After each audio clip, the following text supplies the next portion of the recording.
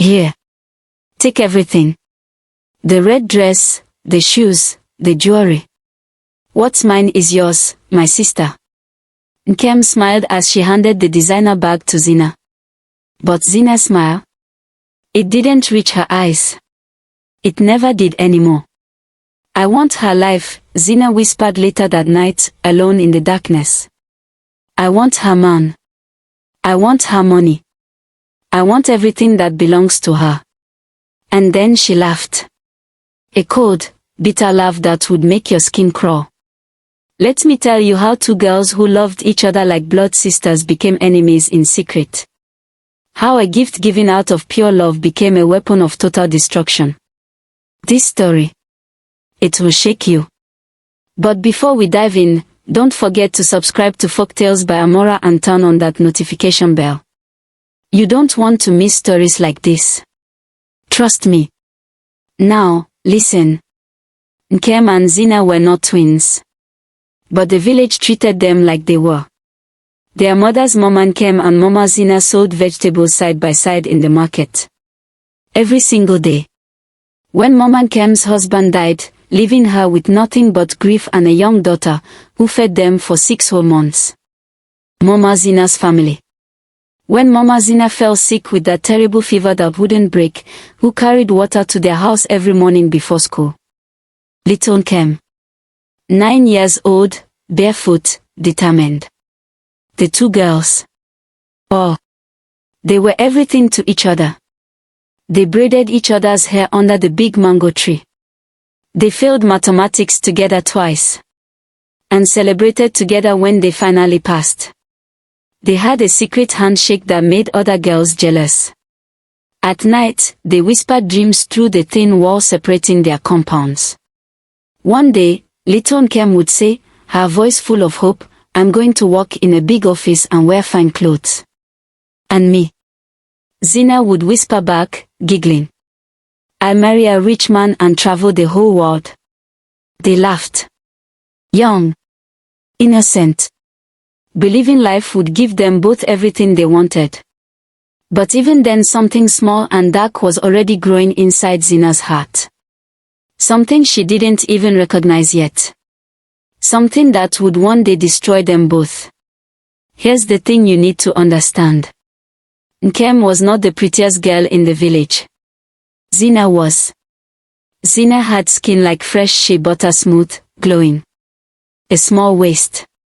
Hips that made men turn around twice when she walked by. Nkem. She was thicker. Darker. She had a gap between her front teeth that she tried to hide whenever she smiled. But somehow, life kept choosing Nkem. When the village chief needed someone to represent them at the state competition, he chose Nkem. When the youth leader organized that big trip to the city, Nkem's name was called first. Even the palm wine tapper's handsome son, the one everyone thought would marry Zina, brought kola nuts to Nkem's mother instead. Zina watched all of it. She smiled. She clapped. She celebrated. But inside, something started to twist. It's not fair, she whispered to herself one night, staring at the ceiling. I'm prettier. So why does everything go to her? After secondary school, Nkem packed one small bag and traveled to Lagos. She stayed with a distant aunt who barely wanted her there. She washed plates in a restaurant that smelled like stale oil. She sold recharge cards on the roadside under the hot sun. She attended night classes, her eyes burning with exhaustion. Many nights, she cried herself to sleep. But she never gave up. Zina stayed in the village. She tried selling clothes. Failed. She tried a small provisions shop. Failed. She tried selling hair products. Failed.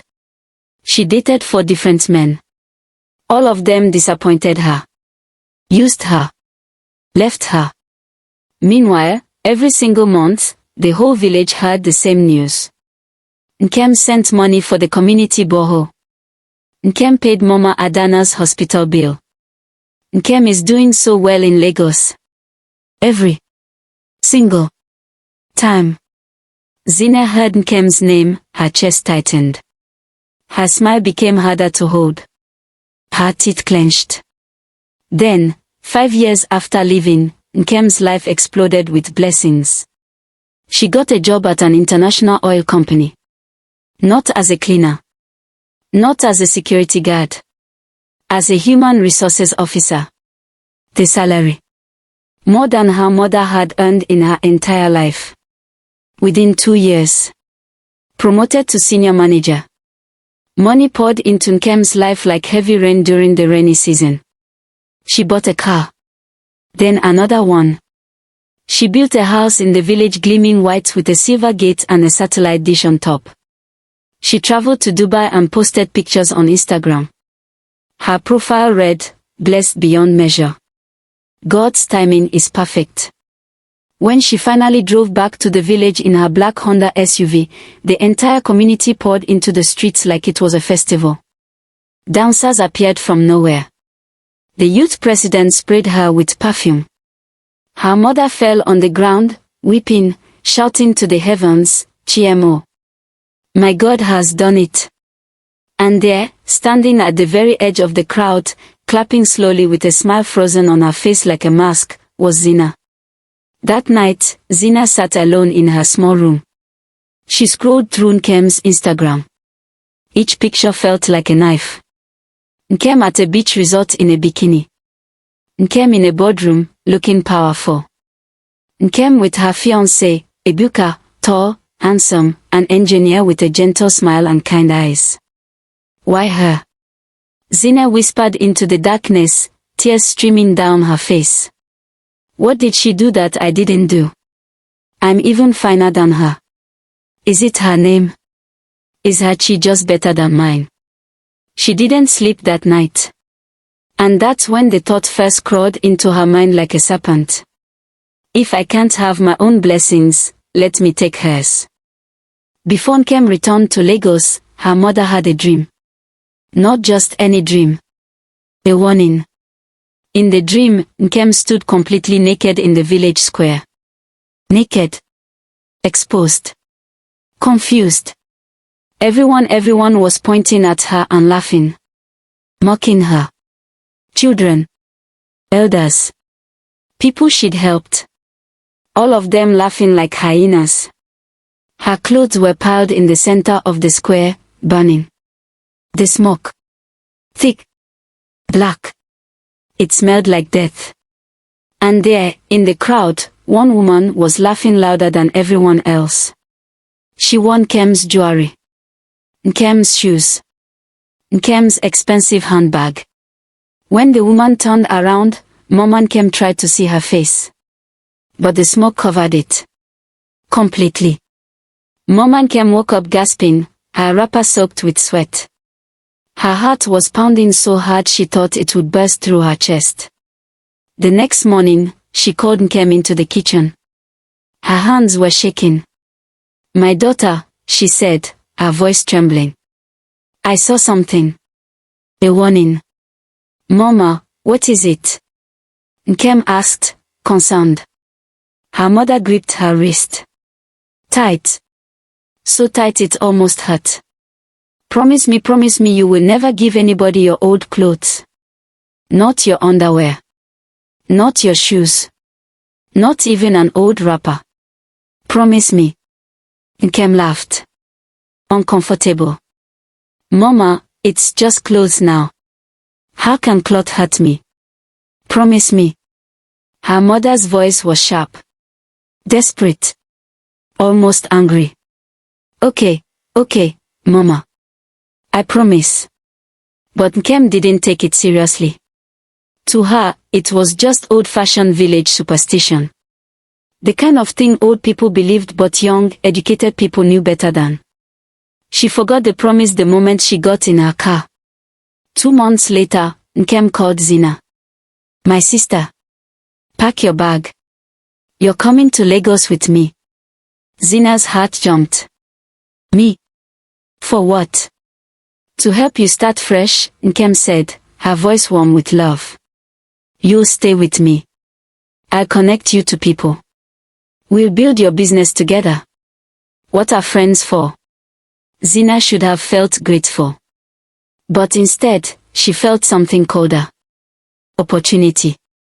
When Zina arrived in Lagos, Nkem's apartment took her breath away. 3 bedrooms. Marble floors so shiny you could see your reflection. A bathroom bigger than Zina's entire room back home. Leather couches. A flat-screen TV the size of a wall. And the wardrobe. Oh, the wardrobe was a museum of designer labels. Gucci. Zara. Dior. Versace. Clothes with price tags Zina had only seen in movies. That weekend, Nkem introduced her to Ebuka. He was even more handsome in person. Tall. Well-dressed. Respectful. Successful. The way he looked at Nkem with pure adoration, like she was the only woman in the world, made Zina's stomach churn with envy. That night, while Nkem slept peacefully in her master bedroom, Zina lay awake on the guest bed, staring at the ceiling. She has everything. The job. The man. The apartment. The life. The glory. And what do I have? Nothing. Just old age creeping up on me back in the village, waiting to die poor and forgotten. She picked up her phone. Scrolled mindlessly through TikTok, unable to sleep. Then she saw it. A video. A man in dark sunglasses and red beads, sitting in a dimly lit room. Candles flickering behind him. His voice was deep. Hypnotic. It wrapped around you like smoke. If someone is blocking your destiny, if someone has what rightfully belongs to you, I can help you collect it. Come. Let's talk. The video had 2.3 million views. Zina's thumb hovered over the screen. Her heart pounded in her ears. This is madness, she thought. But her finger moved on its own. He saved the video. The next morning, Zina became a different person. Sweeter. Softer. More affectionate than she'd been in years. Nkem, my darling sister, she sang, hugging her from behind in the kitchen. You're glowing, oh. This Lagos life is really suiting you. Even your skin is shining like bronze. Nkem laughed. You're just buttering me up. What do you want? Zina grinned, mischievous. Playful. Your old clothes now.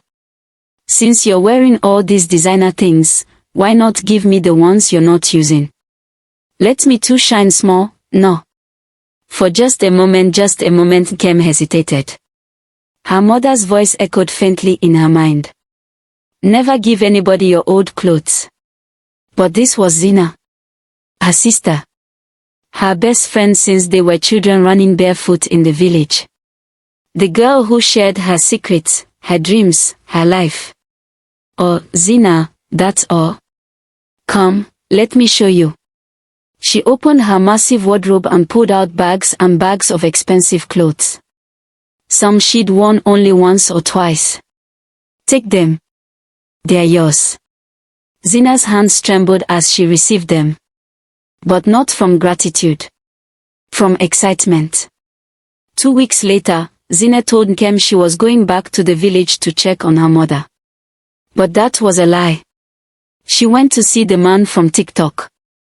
His shrine was hidden deep in the forest, far behind the old palm plantation where nobody went anymore. The path was overgrown. Dark. The air smelled like burning incense mixed with something else. Something rotten. Like dead animals left in the sun. The man sat waiting for her. He called himself Dibia Ozo. When he smiled, his teeth were blackened. His eyes glittered in the candlelight like a snake's. You've come for power, he said. Not a question. A statement. Zina swallowed hard. Her throat was dry. I want what belongs to my friend. She has everything. I have nothing. Does she deserve it more than you? No. Zina's voice cracked with emotion. I'm even more beautiful than her. I tried harder. Life just hits me. Dibia Ozo leaned forward. Closer. Too close. Bring me her old clothes, he whispered. Every 2 weeks. Every 2 weeks. But listen carefully, they must be given to you willingly. Don't steal them. Let her hand them to you with love. That's where the power lives. What will happen to her? His smile stretched wider. Daka. She will lose everything. Slowly. Piece by piece. Her job. Her man. Her health. Her beauty. Her money. All of it. And you? He laughed softly. You will rise. Zina hesitated. But only for a moment. Then she nodded. The first sign was the dreams. Nkem started waking up at 3 a.m., drenched in sweat, her heart hammering like it wanted to escape her chest. In the dreams, she was always running. Through thick forest. Down endless roads. Inside burning buildings. And always someone was chasing her. A figure wearing her own clothes. She couldn't see the face. But she heard laughter. Cold. Familiar. It made her blood run cold. Then the boils came. Painful, angry sores that appeared on her back, her arms, her neck. She went to 3 different doctors. They ran every test imaginable. Everything came back normal. It's stress, they said, shrugging. You're working too hard. But Nkem knew her body. This wasn't stress. Then she started losing things at work. A major contract she'd worked on for months gone. Awarded to a competitor because of an error in her report. An error she never made. She checked that report 17 times. Her boss called her into his office. His face was grim. Nkem, I don't know what's happening to you, but we have to let you go. She stumbled out of the building in complete shock, her hands shaking so badly she couldn't hold her phone. That same week, Ebuka started acting strange. Distant. Cold. Calls went unreturned. Dates were cancelled. When she finally confronted him at his apartment, his eyes looked unfamiliar. Like he was looking at a stranger. I don't think this is working anymore. Ebuka, what are you saying? We are getting married in 4 months. I'm sorry, Nkem. I've changed my mind. He walked away. Just like that. Leaving her shattered on the pavement, tears streaming down her face, unable to breathe. Through it all, Zina was there. Cooking for her. Bathing her when she was too weak to stand. Holding her when she cried like a broken child. It's okay, my sister, Zina would whisper, stroking her hair gently. This is just a season. It will pass. You'll see. But every 2 weeks, Zina would ask sweetly. Nkem, you have any more old clothes? Let me take them off your hands. No. No need to let them waste. And Nkem, trusting and broken, kept giving. What she didn't know was that each piece of clothing was being burned in Dibia Ozo's shrine. The ashes mixed with bitter herbs and animal blood. And Zina, sitting in that dark, suffocating room, chewed the ashes while the Dibia chanted words older than the village itself. With each ritual, Nkem's life cracked further. Her hair started falling out. In clumps. Within weeks, she was completely bald. Her money disappeared. Hospital bills. Broken car. Debts she didn't remember owing. And Zina's life began to bloom. She bought a small car. Started a business that mysteriously prospered. Men who never looked at her before suddenly wanted her number. At night, alone in her room, Zina would laugh. A cold, wicked laugh. Useless girl. You thought you were better than me. Now look at you bald, sick, poor. Where is your God now? One Sunday morning, Nkem dragged herself to church. She had lost so much weight that her clothes hung off her body like rags on a hanger. Her bald head was covered with a scarf. People who once celebrated her now whispered and pointed. She could hear them. What happened to her? Is it AIDS? Asterisk, I heard she's into drugs now. Such a shame. She was doing so well. The pastor was preaching about Judas the disciple who betrayed Jesus with a kiss. Then, suddenly, he stopped mid-sentence. His eyes locked directly on Nkem. The entire church went quiet. Somebody here, he said slowly, his voice cutting through the silence like a blade. Stop giving out your personal things, especially your clothes. Nkem's blood ran cold. The person eating with you. The pastor's voice rose. The person sleeping under your roof is eating your destiny. The congregation erupted in murmurs. But the pastor kept staring straight at her. You think it's love. But it's a trap. Stop now. That night, the dream came again. But this time, it was different. The figure chasing her finally came close enough to see. Nkem turned around, her heart pounding. And she saw her own face. But it wasn't her. It was Zina. Wearing Nkem's red dress. Her gold jewelry.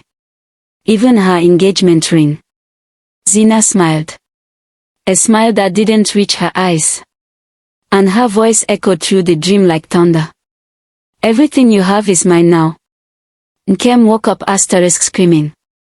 The next morning, weak and desperate, she told Zina she was going back to the village. I need to see my mother, she whispered, tears streaming down her face. My life is finished. Zina hugged her. Stroked her back. It's okay, my sister. Go home. Rest. Everything will be fine. But when Nkem left, Zina smiled. Back in the village, Nkem collapsed into her mother's arms. My daughter. Mama. Nkem wept when she saw her. What has happened to you? Mama, I don't know. My life is gone. Her mother held her face in trembling hands. I warned you. I told you about the clothes. Mama, I only gave them to Zina. Zina would never. But even as the words left her mouth, doubt crept in like poison. The pastor's words. The dream. Zina's face wearing her clothes. The next evening, Nkem went to the river to fetch water, something she hadn't done in years. There, she met an old woman washing clothes by the riverbank. The woman looked up. Her eyes were ancient. Knowing. Your problem is not ordinary, my child. Nkem's legs buckled. She fell to her knees. Mama, please, can you help me? The old woman reached into her wrapper and pulled out a small calabash. Inside was oil mixed with crushed herbs. She also handed Nkem 3 brown eggs. Listen carefully, the old woman said, her voice like dry leaves rustling. For 3 nights, rub this oil on your body before you sleep. Crack 1 egg at your doorstep each night. When the dreams stop, the curse will break. She leaned closer, her breath cold. And the person behind it? They will not be able to hide. Nkem took the calabash with trembling hands. That night, she did exactly as instructed. She rubbed the oil all over her body. It smelled like bitter leaves and something medicinal. She cracked the first egg at her doorstep. And far away in Lagos, Zina woke up gasping for air. The first night, Zina couldn't breathe. She gasped and choked like someone drowning on dry land. Her chest felt crushed. She clawed at her throat, desperate. The second night, her body burned with fever. She saw flames in her dreams, clothes burning, ashes scattering in the wind. And standing in the middle of it all, whole and radiant again, was Nkem. On the third night, Zina collapsed. Her body hit the floor. Hard. Her mouth opened against her will, and words poured out, words she didn't want to say, couldn't stop saying. I burned the clothes. I chewed the ashes. I wanted everything. I wanted her life. Her man. Her money. Everything. Her mother, who was visiting from the village, screamed. Zina. What are you saying? But Zina couldn't stop. The confession poured out of her like vomit. Unstoppable. Violent. By morning, she was in her car, her body shaking so badly she could barely hold the steering wheel. She had to get to Nkem. She had to confess.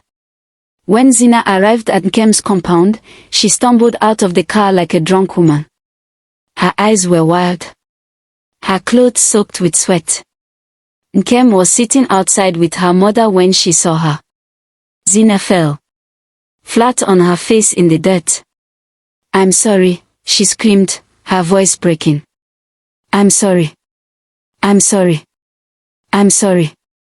The entire compound went silent. Neighbors came out. Children stopped playing. I was jealous. Zina sobbed, her face pressed into the ground. I hated you. I destroyed you. Nkem stood there, frozen. I gave your clothes to Edibia. He burned them. I chewed the ashes. Zina's voice was barely human now. I wanted your life. I wanted Ibuka. I wanted everything. Mama Nkem gasped, her hand flying to her mouth. Nkem just stood there, staring at her childhood friend. Her sister. Her betrayer. And she wept. Not from anger. From heartbreak. Zina. Her voice cracked. I would have given you anything.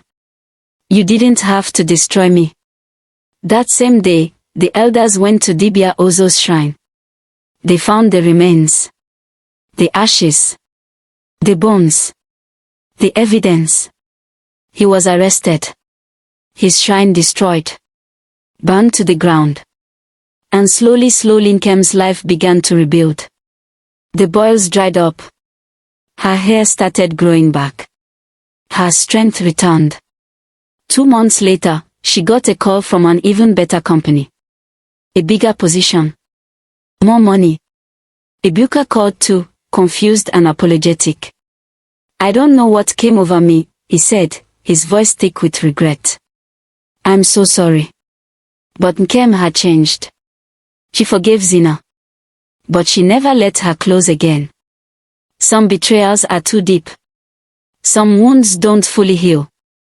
Before she left the village to return to Lagos, Nkem stood in the town square.